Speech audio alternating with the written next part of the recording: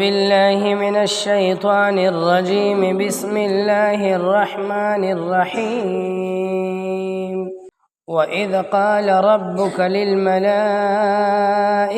إني جاعل في الأرض خليفة قالوا أتجعل فيها من يفسد فيها ويسفك الدماء ونحن نسبح بحمدك ونقدس لك قال إني أعلم ما لا تعلمون وعلم آدم الأسماء كلها ثم عرضهم على الملائكة فقال أنبئوني بأسماء هؤلاء إن كنتم صادقين قالوا سبحانك لا علم لنا إلا ما علمتنا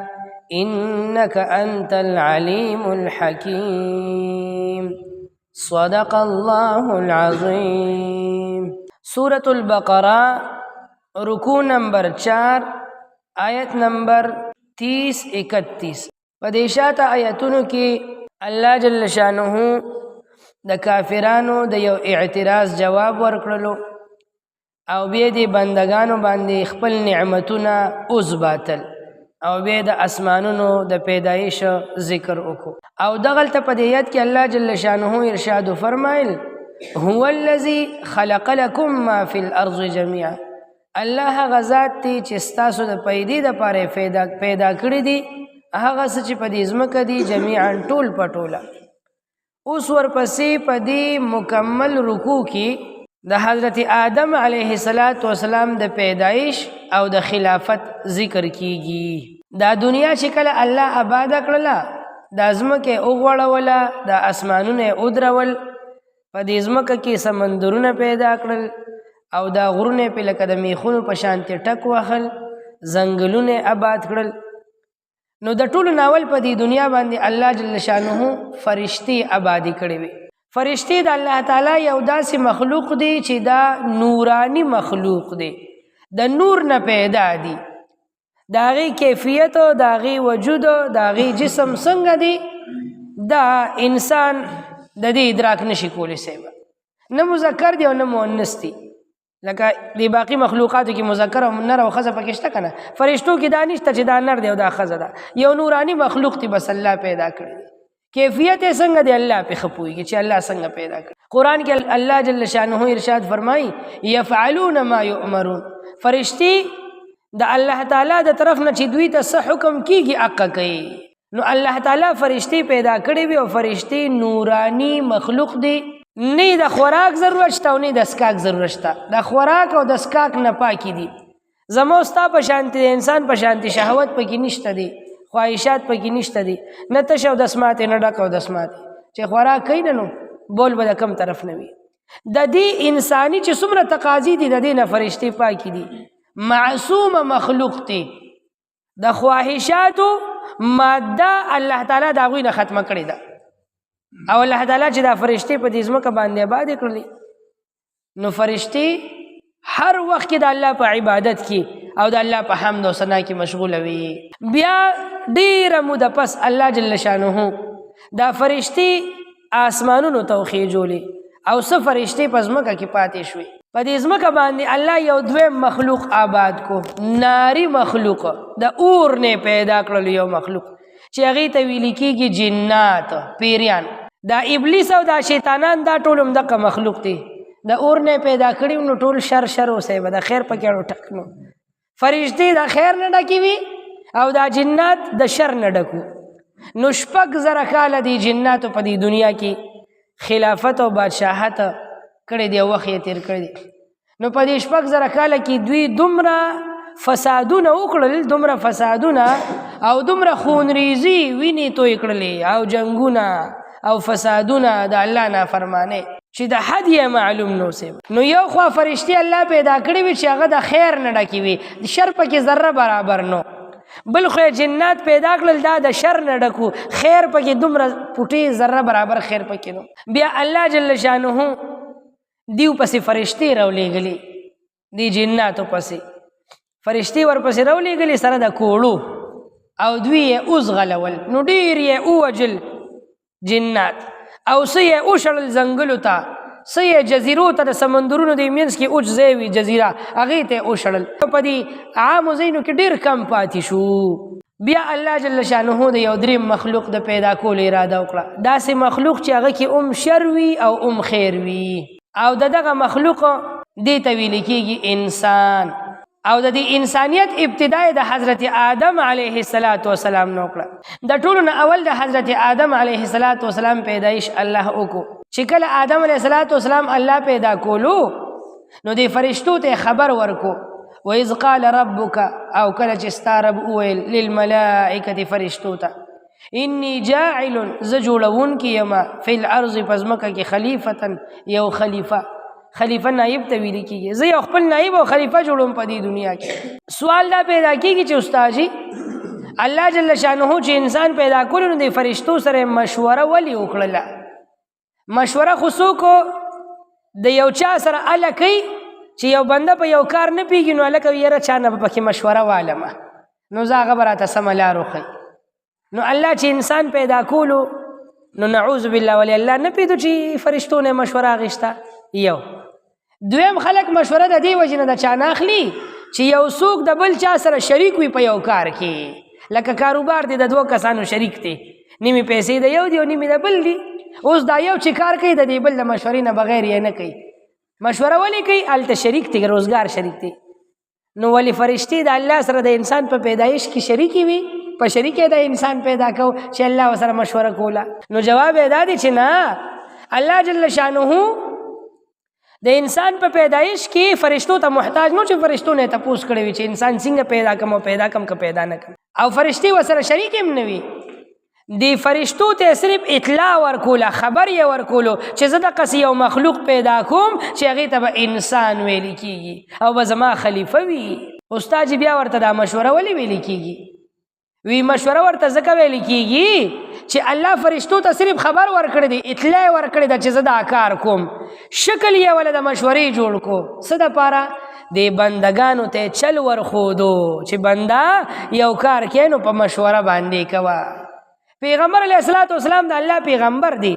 او د الله د طرف نه ورته د هر کار وحی راتله دا کار داسې وکړه دا داسې وکړه دا په دې وخت وکړه دا هغه ځای کې وکړه دا دلته وکړه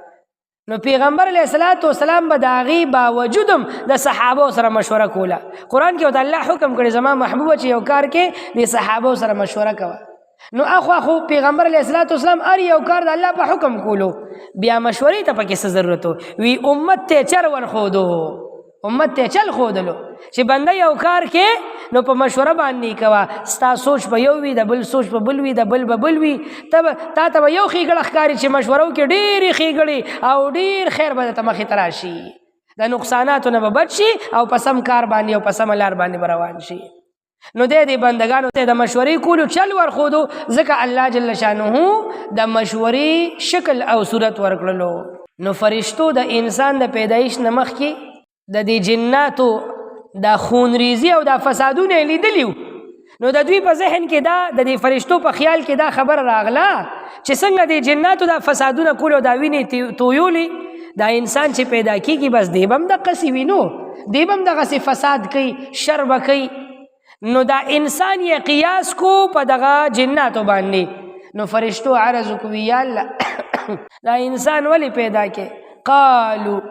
فرشتو عرض کو اتجعل فيها یا الله ته په دې دنیا کې پیدا کې من هغه څوک یفسد فيها چې په دې ځمکه کې به فسادونه کوي لکه څنګه چې جناتو فساد کولو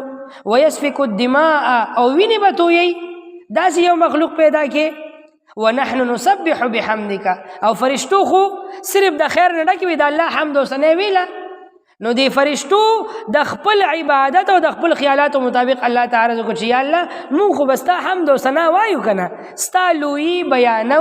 او ستا په عبادت کې ونقدس لك ستا په پاکۍ کې مشغول اوسېږو سیب نو دی بل مخلوق ته پیدا کولو څه ضرورت دی الله تعالی جواب ورکړلو یو جواب حاکمانه ورکړ دی بادشاہ چې خپل ما تحت خلکو ته جواب ورکړي او هغه جواب دادی قال الله ته ارشاد فرمایل انی اعلم ما لا تعلمون زه پوهیږم په هغه څه باندې چې تاسو نه پیږئ. دا حاکمانه جواب چې فرشتو تاسو په دې نه پیږئ، په دې زه پیږم چې دا کم مخلوق زه پیدا کوم آیا دا اعلی دی برتر دی او کنه فساد کوونکی دی. او یو جواب حکیمانه ورکړی دی د حکمت نه ډک، هغه بیا رستو را روان دي سیبا چې د انسان په دې پیدایش کې ډېر حکمتونه او فایدې دي. وی د دې فرشتو یو خیال دام وو چې بس الله علم مونږ ته راکړی دی، فضیلت مونږ ته راکړی دی، او بس زمونږ داسې مخلوق یو چې زمونږ نه به پورته بل مخلوق الله نه پیدا کوي او نه پیدا کیدی شي. نو فرشتو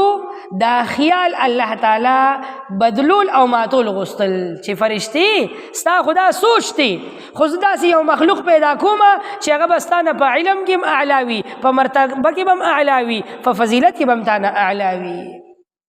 نو دا حکیمانه جواب دی فرشتو ته. نو انسان الله جل شانه پیدا کو حضرت آدم علیه السلام په شکل کې دکی د خیر مادم کې خودا خیر نه ډک پیدا کو او د شر ماده یې پکې کې خودلا او اختیار یې دل ورکولاره وته خود چې دا د خیر لار ده او دا د شر لار ده. اوس کدا انسان د خیر او د نیکی په لار باندې روان شو نو دی په علم کې په فضیلت کې او په مرتبه کې د فرشتو نم اعلی او چت شي. او کدی په بد عمله باندې روان شو، په فساد پس روان شو، په خون ریزه پس روان شو، نو دی به د جناتو نم خکته په درجه کې لاړ شي سه به جناتو نم ور پسې ور وړي چې شر پسند جوړ شي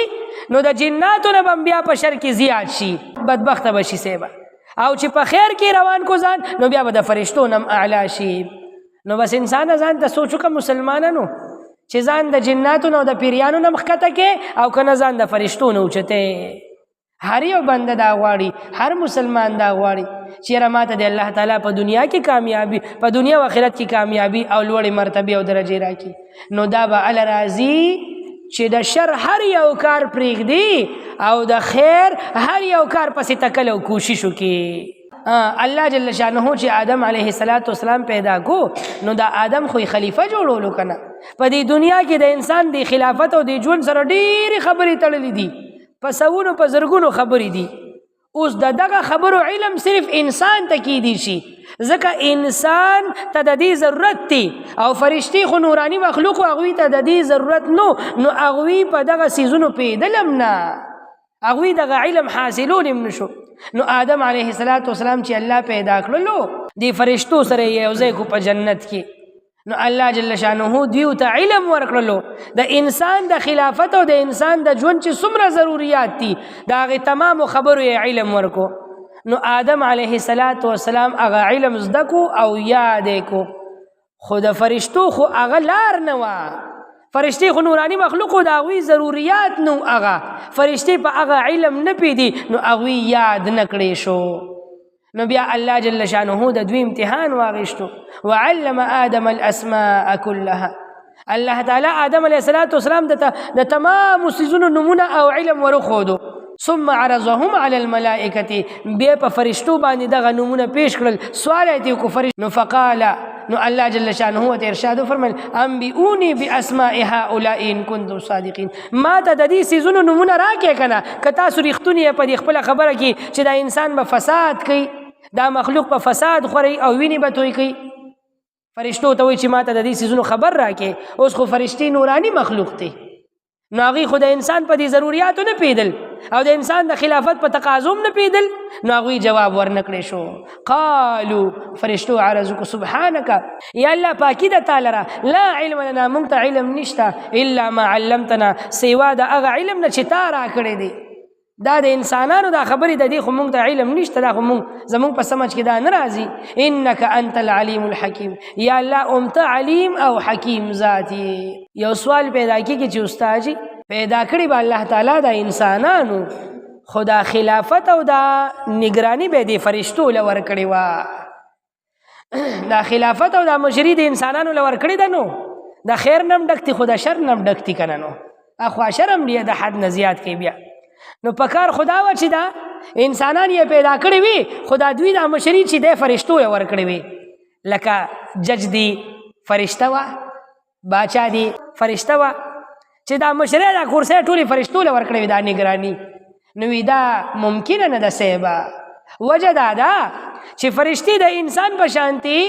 محسوسات نشي کولی یو سیز محسوسولی نشي مثلا که فرشته چرته قاضي وي او جج وي او مشر وي باچا وي او دوه کسانو جګړه کړې وي یو بل له سپېړه ورکړه او بل له سپېړه ورکړه دوه کسانو نورو جګړه وکړه یو په دې ځای نه ډز وکړو بل په هغه ځای نه ډز وکړو او د دې دواړو دا کیس عدالت ته لاړو او فرشته سردار وه فرشته قاضي وه نو فرشتې به فیصله څنګه کوله هغې خو د سپېړې او د پړق هغه تکلیف محسوسولی نشي فرشته خو نورانی مخلوق دی اوس په ډز باندې فرشته څنګه پیږي چې د ډز نه بل انسان ته څومره تکلیف دی دا خو مخصوصاتو سره تعلق ساتي او فرشتې خو دا محسوسولی نشي نو فرشتې به بیا فیصلې څنګه کولی د انسانانو لپاره او که فرشته باچا جوړ کړی وي د ټول ملک باچا فرشته نو فرشته خو زما په شانتي نه ورته د بجلۍ ضرورت شته نه ورته د ګرمۍ او نه د یخنۍ هغه نوراني مخلوق دی هغه په یخنۍ او په ګرمۍ باندې د هغوی څه کار دی یا زمونږ چې څومره ضروریات دي او تقاضي دي دا روزانه چې ګوري دي سړکونو ته صاحب احتجاج دی دا ولې هغه خپلو ضروریاتو پسې نو که موږ داسې احتجاجونه بیا کول او فرشته باچو نو هغې به بیا زمونږ ضروریات څنګه پوره کول زمونږ په ضروریاتو به فرشته پیدا نه د انسان په ضروریاتو نو د انسان تقاضي او ضروریات به څنګه پوره کول نو فرشته د دې وجې نه حاکمه او خلیفه او باچا جوړه نه کړله خلافت یې هم دې انسان ته ورکړلو وإذ قال ربک او یاد که هغه وخت یادو ساته کله چې د آیات په شروع کې راشي وإذ نو د دې نه مخکې به یو ټکي محذوف وي واذکر زما محبوبه یاد که هغه وخت وإذ قال او یاد که هغه وخت په کوم وخت کې چې ارشاد وفرمایل ربک رب دستا للملائکة فرشتو ته سیوت ارشاد فرمایل انی جاعل بیشک ز جوړون کی یما فی الارض خلیفتا پزمکه کی یو خلیفہ قالو نو فرشتو عرض اکو اتجعل فیها آیا پیدا کیت پدیزمکه کی یا الله پیدا کړي ته په دې ځمکه کې من هغه څوک یفسد فیها چې فساد به کوي په ځمکه کې ویسفک الدماء او وینې به تویوي ونحن نسبح بحمدک او مونږ تسبیح بیانو ستا د حمد ونقدس لک او ستا پاکي بیانو قال نو الله ارشاد وفرمایل انی اعلم یقینا زه پوهېږم ما په هغه باندې لا تعلمون چې تاسو پې نه پوهېږئ ما ته علم دی د هغه څه چې تاسو ته علم نشته وعلم او الله ورخودل آدم الاسماء كلها آدم علیه السلام ته نمونه ټول ثم عرضهم بیا دغه نمونه او دغه څیزونه پیش کړل علی الملائکة په فرشتو باندې فقال نو ارشاد یې وفرمایل انبئونی چې ما ته خبر راکې باسماء هؤلاء په نومونو د دې څیزونو باندې ان کنتم صادقین که چېرته یې تاسو رښتوني په دغه خپله خبره کې قالو نو فرشتو عرض وکړو سبحانک پاکي د تا لره خدایه لا علم لنا مونږ ته علم نشته دی الا مگر ما هغومره علمتنا څومره علم چې تا راکړی دی مونږ ته انک انت العلیم الحکیم بېشکه ته علم والا حکمت والا ذات یې سبحان ربک رب العزة عما یصفون وسلام على المرسلين والحمد لله رب العالمين برحمتك يا أرحم الراحمين.